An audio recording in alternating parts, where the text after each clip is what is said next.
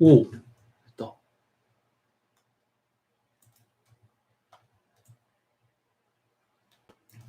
아, finally. Oh.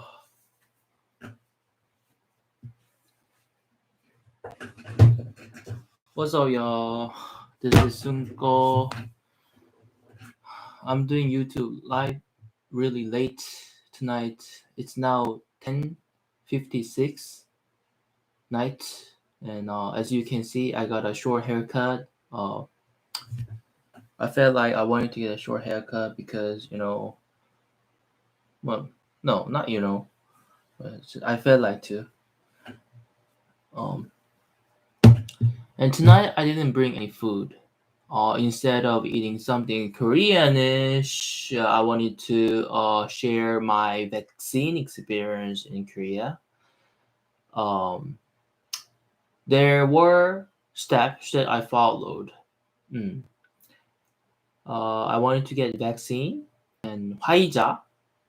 Uh, and there, let me explain to you a couple of steps. First, I want to make a reservation. So I went into the platform named Naver, which is what a lot of Korean people use. Uh, and I typed 백신 접종 예약, which literally means getting vaccine reservation. And if you look at it, come on, zoom in. Uh, uh, uh, uh, uh, uh, uh, uh, uh, uh, uh, uh. Okay, it doesn't zoom in. I typed the 백신 접종 예약 here. Hmm. And uh, and I follow steps. And at the end, it asked me to choose one hospital that I would want to get a vaccine at, and I could even get to pick a time when I want to get a vaccine.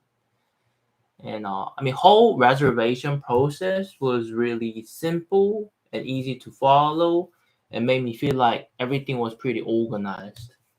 Uh, it didn't occur to me that like this was hard at all. Hmm. And luckily, there was a hospital only like a 10-minute away from my home. So so a month later that I took a reservation, which is today, I got vaccinated 4 in the afternoon, and about now 6 or 7 hours have passed, and luckily I'm fine. I don't get any side effect or any pain at all. I mean, and now let me tell you about how I feel though. I mean, as soon as I got vaccinated, I didn't feel anything, as if nothing had ever happened. And like when I had a shot on my like left shoulder, like I didn't feel any pain. I mean, shot happened so fast that like I didn't like I couldn't feel any pain. It happened so fast. So now 6 hours passed. My left arm is but at this point heavy. Like 6 hours before, like I didn't feel anything, but now if I lift my arm like this, I feel pain on the point where I had a vaccine. Mm. I mean, yes. To summarize, I mean everything was so smooth and easy, and mm. plus I could take a rest instead of going to work, and I'm planning to have a day off again tomorrow. So so far so good, and mm, if something comes up, I'm going to share my vaccine experience in Korea. Uh, I'll probably get a second vaccine on mm, November, but until then, hopefully nothing happens to me. Mm. yeah, that's it. That's it for I mean, getting vaccine in Korea. It was so simple and smooth. That's it. I know you all get a vaccine in your own country. It'd be really good if you share your own vaccine experience at the comment below. Uh, I've got really small number of subscribers, but if you are a foreign subscriber and if you've ever happened to see my uh, YouTube clip, then I'll be glad to share your experience and my experience too. Uh, anyway, now the time is over, and I'm going to keep reading a book.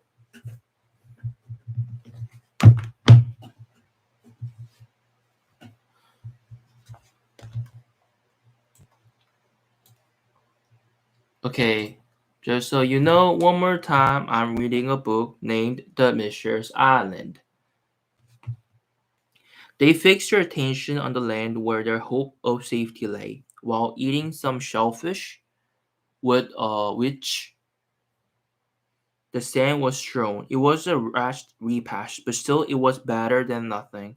The opposite coast formed one vast bay, terminating on the south by a very sharp point, which was destitute of all vegetation, and was of a very wild aspect. This point abutted on the shore in a grotesque outline of high granite rocks.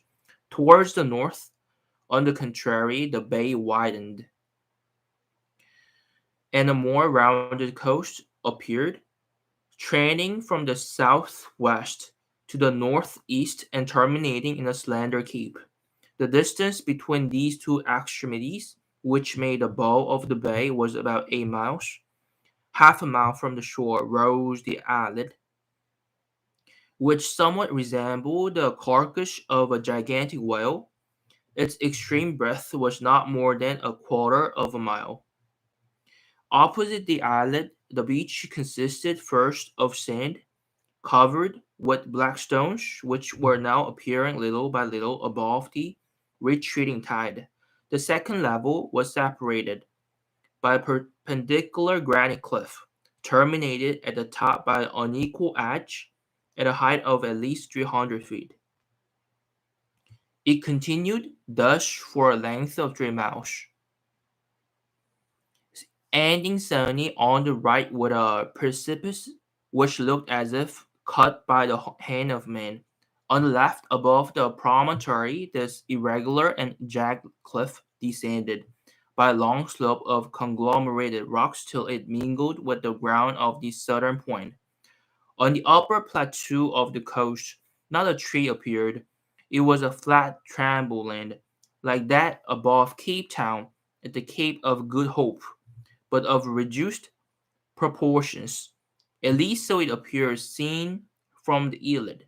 However, verdure was not wanting to the right beyond the precipice.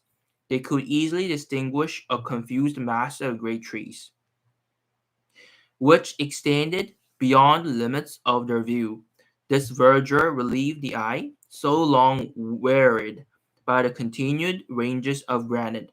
Lastly, beyond the above the plateau in a northwesterly direction and at a distance of at least 7 miles, glittered a white summit which reflected the sun's rays. It was that of a lofty mountain capped with snow.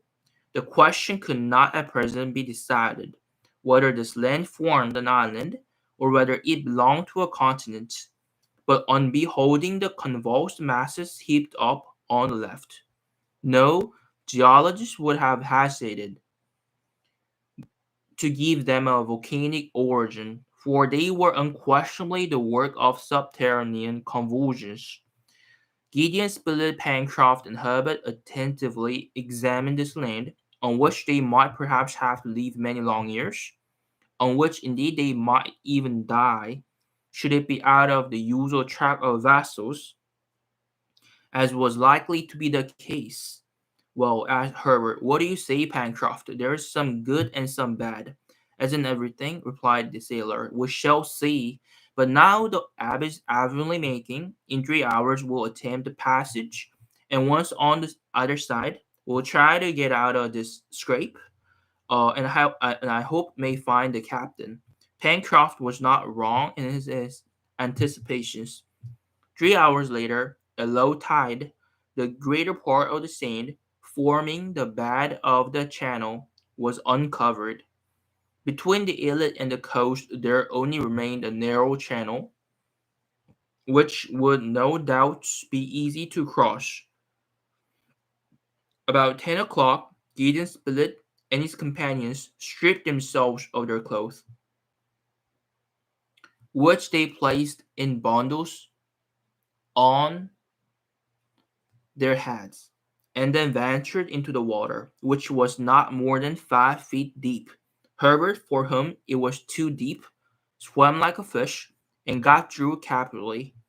All three arrived, without difficulty, on the opposite shore. Quickly drying themselves in the sun, they put on their clothes, which they had preserved from contact with the water, and sat down to take counsel together what to do next. Okay. Now, chapter 4. All at once the reporter sprang up, and telling the sailor that he would rejoin them at that same place, he climbed the cliff in the direction which the negro Nap had taken a few hours before. Anxiety hastened his steps, for he longed to obtain news of his friend, and he soon disappeared round an angle of the cliff. Herbert wished to accompany him. "Stop here, my boy," said the sailor. "We have to prepare an encampment, and to try and find rather better grub than these shellfish. Our friends will want something when they come back. There's work for everybody." "I'm ready," replied Herbert. "All right," said the sailor. "That will do. We must set about it regularly. We're tired, cold, and hungry. Therefore, we must have shelter, fire, and food. There's wood in the forest, and eggs in nests. We have only to find a house." "Very well," returned Herbert. "I will look for a cave among the rocks, and I shall be sure to discover some hole into which we can creep." "All right," said Pencroft. "Go on, my boy." They both walked to the foot of the enormous wall over the beach, far from which the tide had now retreated. But instead of going towards the north, they went southward. Pencroft had remarked, several hundred feet from the place at which they landed, a narrow cutting out of which he thought a river or stream might issue. Now, on the one hand, it was important to settle themselves in the neighborhood of a good stream of water, and on the other, it was possible that the current had thrown Cyrus Harding on the shore there. The cliff, as has been said, rose to a height of 300 feet, but the mass was unbroken throughout, and even at its base, scarcely washed by the sea, it did not offer the smallest fissure which would serve as its dwelling. It was a perpendicular wall of very hard granite, which even the waves had not worn away. Towards the summit fluttered the myriads of sea fowl, and especially those of the web-footed species with long, flat-pointed beaks, a clamorous tribe, bold in the presence of men, who probably for the first time thus invaded their domains. Pencroft recognized the skua and other gulls among them, the voracious little seamew, which in great numbers nestled in the crevices of the granite. A shot fired among this swarm would have killed a great number, but to fire a shotgun was needed, and neither Pencroft nor Herbert had one. Besides this, gulls and seamews are scarcely eatable, and even their eggs have a detestable taste. However, Herbert, who had gone forward a little more to the left, soon came upon rocks covered with seaweed, which some hours later would be hidden by the high tide.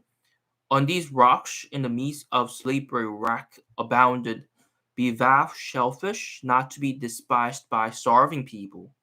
Herbert called Pencroft, who ran up hastily. Hmm. Here are mazels, cried the sailor. These will do instead of axe. They are not mazels, replied Herbert, who was attentively examining the mollusks attached to the rocks.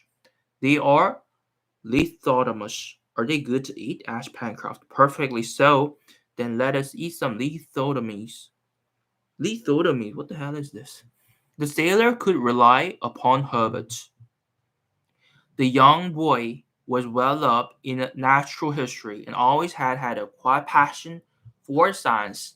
His father had encouraged him in it by letting him attend lectures of the best professors in Boston who were very fond of the intelligent, industrious lad.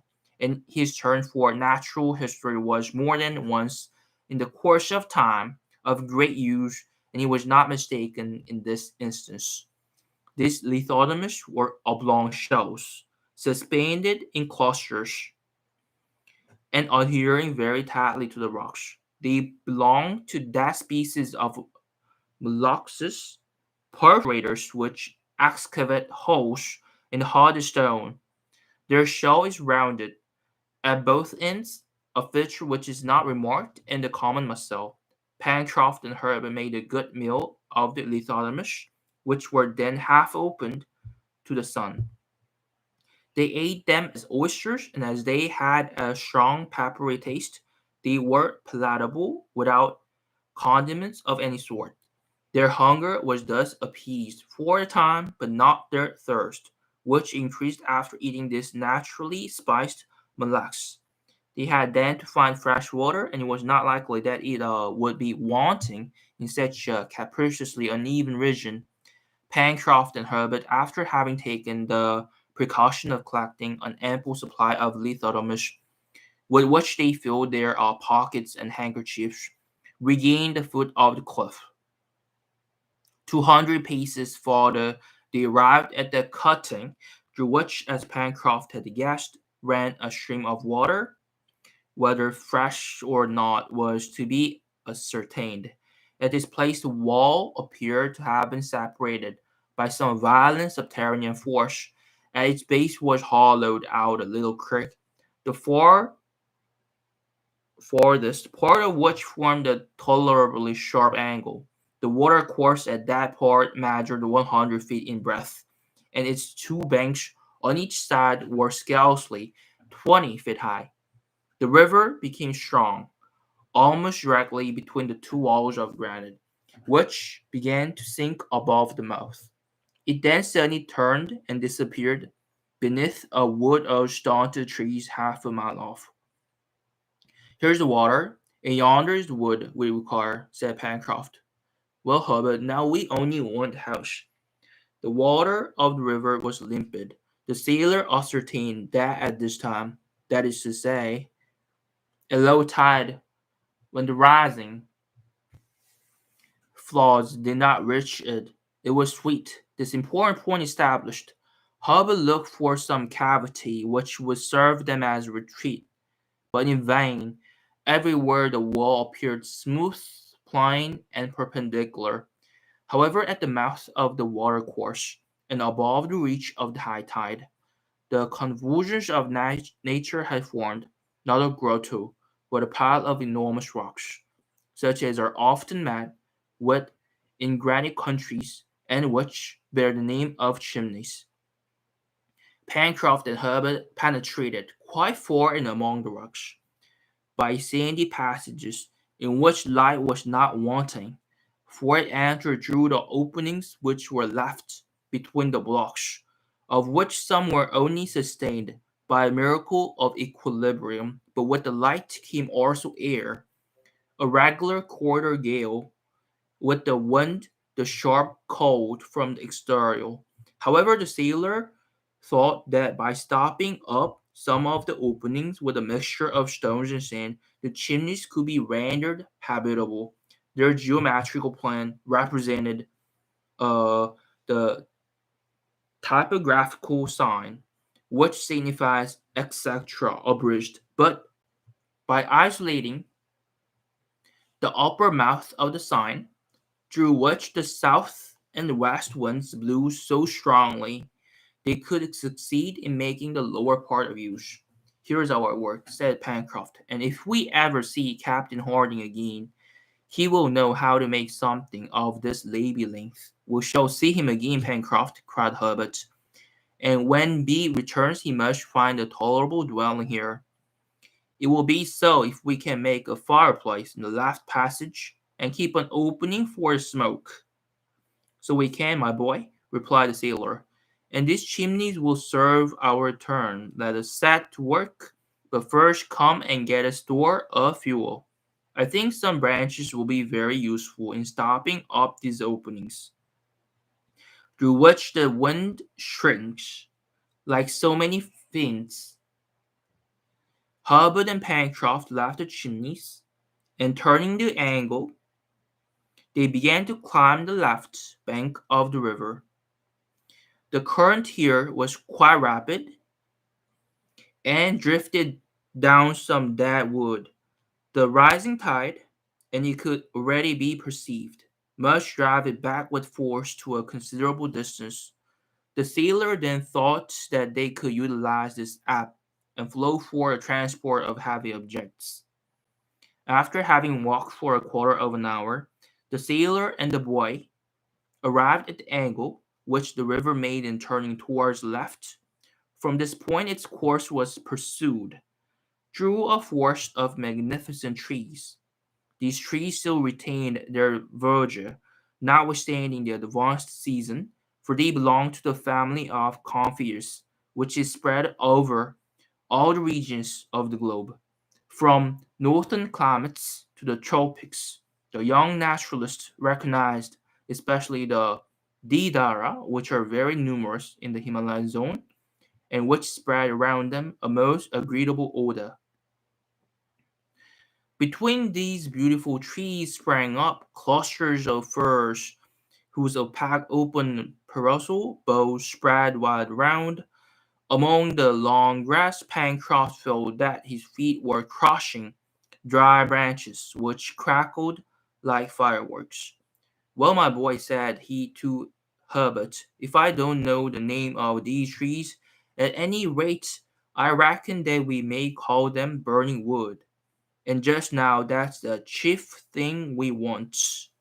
Let us get a supply, replied Herbert, who immediately set to work. The collection was easily made. It was not even necessary to lop the trees, for enormous quantities of dead wood were lying at their feet. But if fuel was not wanting, the means of transporting it was not yet found. The wood, being very dry, would burn rapidly. It was therefore necessary to carry to the chimneys a considerable quantity, and the loads of 2 men would not be sufficient. Herbert remarked this. Well, my boy, replied the sailor, there must be some way of carrying this wood. There is always a way of doing everything. If we had a cart or a boat, it would be easy enough. But we have the river, said Herbert. Right, replied Pencroft. The river will be to us like a road which carries of itself, and rafts have not been invented for nothing. Only, observed Herbert, at this moment our road is going the wrong way, for the tide is rising. We shall be all right if we wait till it ebbs, replied the sailor, and then we will trust it to carry our fuel to the chimneys. Let us get the raft ready. The sailor, followed by Herbert, directed his steps towards the river. They both carried, each in proportion to his strength, a load of wood bound in faggots. They found on the bank also a great quantity of dead branches in the midst of grass, among which the foot of man had probably never before trod. Pencroft began directly to make his raft. In a kind of little bay created by a point of the shore, which broke the current, the sailor and the lad placed some good-sized pieces of wood, which they had fastened together with dry creepers. A raft was thus formed, on which they stacked all they had collected, sufficient, indeed, to have loaded at least 20 men. In an hour the work was finished, and the raft moored to the bank, awaited the turning of the tide. There were still several hours to be occupied, and with one constant Pencroft and Herbert resolved to gain the upper plateau, so as to have a more extended view of the surrounding country. Exactly 200 feet behind the angle formed by the river, the wall, terminated by a fall of rocks, died away in a gentle slope to the edge of the forest. It was a natural staircase. Herbert and the sailor began their ascent. Thanks to the vigor of their muscles, they reached the summit in a few minutes and proceeded to the point above the mouth of the river. Unattaining it, their first look was cast upon the ocean, which not long before they had traversed in such a terrible condition. They observed with emotion all that part to the north of the coast on which the catastrophe had taken place. It was there that Cyrus Harding had disappeared. They looked to see if some portion of their balloon, to which a man might possibly cling, yet existed. Nothing. The sea was but one vast watery desert. As to the coast, it was solitary. Also, neither the reporter nor Nap could be anywhere seen, but it was possible that at this time they were both too far away to be perceived.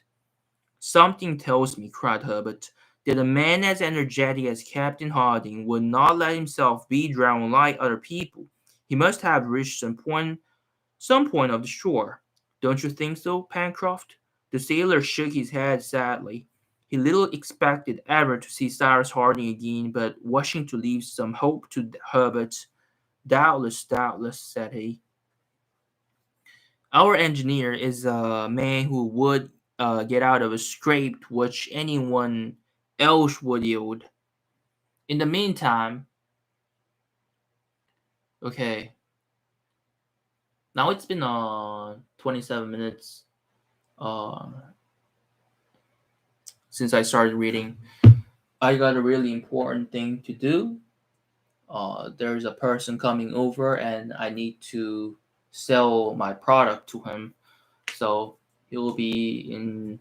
He'll be coming. He's on his way. So, uh, I did YouTube live late tonight, but for sure, I'm going to see you tomorrow with new story and upcoming story of myself. Uh, all right, see you tomorrow, and good night. Bye.